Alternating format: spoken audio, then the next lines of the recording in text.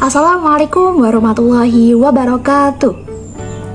The Honorable to our lecturer, Mr. Muhammad Musin Arumawan, and to all my beloved friends. Good afternoon. I hope all of you are in good condition right now. So today, my friend Fatma Kurniawati and I, Nevita Rahma Aidusyara, would like to present about the Aimul Ahkam. Do you know what is it about? If you do not know yet, better you watch this video until the end. Okay, for the first explanation will be delivered by my friend Fatma.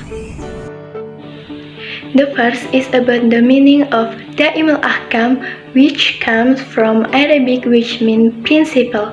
So that Daimul Ahkam means the principle in Islamic law that form the basis, which is the background for the determination of Islamic law. The first principle is Adam al-Haraj. So here Allah makes it easy for us to do the law. As the word of Allah Subhanahu wa Ta'ala in Surah Al-Baqarah verse 286, which means Allah tidak membebani seseorang melainkan dengan kesanggupannya. Contohnya, ketika berpuasa di bulan Ramadan, orang-orang yang sedang dalam perjalanan mereka boleh tidak berpuasa. Kemudian orang-orang yang sedang dalam keadaan sakit mereka juga boleh tidak berpuasa, asalkan di kemudian hari selain pada bulan Ramadan mereka mengganti puasa tersebut. This is an easy relief that Allah has given us so that we can continue to carry out worship without any sense of difficulty.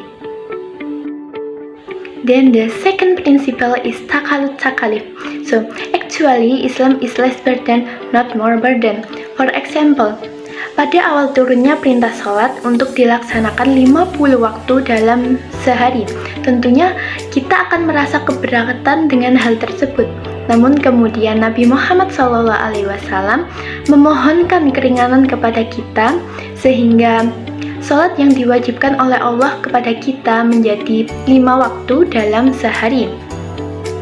Dan hal itu pastinya sudah disesuaikan dengan kemampuan kita. Orang-orang yang beriman pasti bisa melakukan ibadah wajib sholat tersebut yang sehari semalam itu berjumlah 17 rakaat. This means that Islam does not given us more burden. So when we hear Allah comment, all we have to do is listen and carry them out. Jangan sampai kita menanyakan suatu pertanyaan yang apabila dijawab maka akan memberikan kesulitan kepada kita. As the word of Allah in the Quran Surah Al-Maidah verse 101, which means, wahai orang-orang yang beriman, janganlah kamu menanyakan kepada nabimu hal-hal yang jika diterangkan kepadamu justru akan menyusahkan kamu. Jika kamu menanyakannya ketika Al-Quran sedang diturunkan, niscaya akan diterangkan kepadamu. Allah telah memaafkan kamu tentang hal itu dan Allah Maha Pengampun, Maha Penyantun.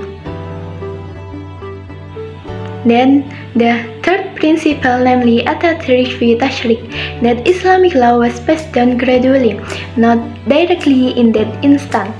Ini terbukti dengan adanya pengharaman minuman khamr. Allah tidak langsung mengatakan bahwa minuman khamr itu adalah haram. Mengingat pada waktu itu kondisi masyarakat Mekah yang masih senang meminum minuman khamr. The first stake through the descan of the Quran Surah Al-Baqarah verse 219. In this verse, it is not directly forbidden to drink khamr, but only mention the existence of a major sin in khamr. The second stake through the descan of the Quran Surah An-Nisa verse 433. Nah, dalam ayat ini itu juga belum mengharamkan secara total minuman khamr, melainkan hanya melarang mendirikan sholat dalam keadaan mabuk. Then, the third stake through the revelation of Quran Surah Al-Maidah verse 90. In this verse has clearly forbidden the total drinking of khamr. In this verse, it is clear that drinking khamr is totally forbidden. Well, That's my presentation. Next will be explained by my friend Nevita Aidri Syarah. Okay, move to the fourth, Masalihul lil Ammah. Masalihul lil Ammah means in line with the benefit of the people or kemaslahatan umat. Maslahat means bringing goodness or bringing benefit and resist damage. The establishment of Islamic laws always pays attention to the benefit of the mankind. And Ibnu Qayyim said, sesungguhnya syariat itu pondasi dan asasnya adalah hikmah dan kemaslahatan hamba, baik dalam kehidupan di dunia maupun di akhirat. So my friends, Allah Subhanahu wa Ta'ala mewahyukan syariat-syariatnya semata-mata untuk mewujudkan kebajikan dan kemaslahatan umat manusia sehingga manusia dapat hidup bahagia di dunia maupun di akhirat. Now, how is the example that Islamic laws is in line with the benefit of the people? Okay, for the example, it can be seen in the command for the youth to get married as soon as they can. Dalam hadis Rasulullah Shallallahu Alaihi Wasallam that can be read in the paper, dapat disimpulkan bahwa Islam sangat ingin menjaga kemaslahatan umat manusia, terutama bagi generasi muda dalam masalah rumah tangga. Mereka dianjurkan segera menikah agar selamat dan bahagia di dunia, baik di dunia dan di akhirat. Nah, sebaliknya apabila tidak ada perintah ataupun anjuran untuk segera menikah, maka akan terjadi kerusakan seperti merajalelanya pornografi, perzinahan, dan lain sebagainya. And the second example is prohibition of riba. Riba is an exploitation activity and doesn't use the concept of ethics or morality. Therefore, Allah Subhanahu wa Ta'ala forbid transaction that contains element of riba due to oppressing of other people and injustice. And the last, tahqiqul adalah. Tahqiqul adalah means upholding justice. Allah Subhanahu wa Ta'ala commanded human to act justly and uphold justice. Act justly means to try to put something in its place, and act justly is intended for all human beings, whether the rulers or general public. So my friends, manusia dalam pandangan Islam adalah sama, baik di hadapan Allah maupun di hadapan hukum, tanpa melihat kedudukan jabatannya, apakah dia seseorang yang kaya ataupun miskin, muda ataupun tua, semua sama. Nah, Allah berfirman dalam surat An-Nisa ayat 58 yang artinya, sesungguhnya Allah menyuruh kamu menyampaikan amanat kepada yang berhak menerimanya, dan menyuruh kamu apabila menetapkan hukum di antara manusia supaya kamu menetapkan yang adil. Nah, dari ayat tersebut dapat kita ketahui bahwa Allah memerintahkan manusia untuk berbuat keadilan.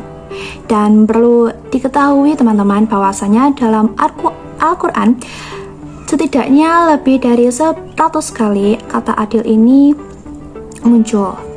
Nah, ini membuktikan bahwa Islam sangat menekankan keadilan. Betapa Islam sangat menjunjung tinggi keadilan, sampai suatu waktu terjadi sebuah peristiwa yang dapat membuktikannya. Diceritakan bahwa ada seorang perempuan dari kabilah Maksumiyah yang terbukti mencuri. Kemudian ketika hendak dihukum dengan memotong tangannya, keluarganya datang menemui Usama bin Zaid, salah seorang yang dekat dengan Rasulullah, memintanya agar Rasul dapat mengampuni perempuan tersebut. Kemudian Rasul pun menjawab seraya bertanya kepadanya, apakah kamu ingin menolong dalam masalah hukum yang sudah ditetapkan oleh Allah? Dan kemudian Rasulullah Shallallahu Alaihi Wasallam pun bersabda, hai manusia sekalian, sesungguhnya telah sesat orang sebelum kamu, karena jika ada orang yang mulia mencuri, mereka membiarkannya, dan jika yang mencuri itu adalah orang yang lemah di antara mereka, mereka memberinya hukuman. Demi Allah, jika seandainya seandainya Fatimah binti Muhammad itu mencuri, niscaya Muhammad sendirilah yang akan memotong tangannya.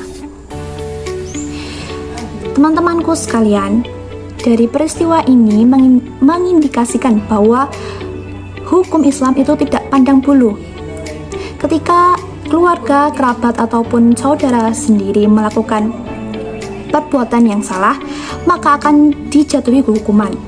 Jadi teman-teman semuanya, itulah hukum Islam, adil, tidak pandang bulu, dan tidak tajam ke bawah, tumpul ke atas. Okay my friends, I think that's all from us. We apologize if there is some mistake, and thank you for your nice attention. Wassalamualaikum warahmatullahi wabarakatuh.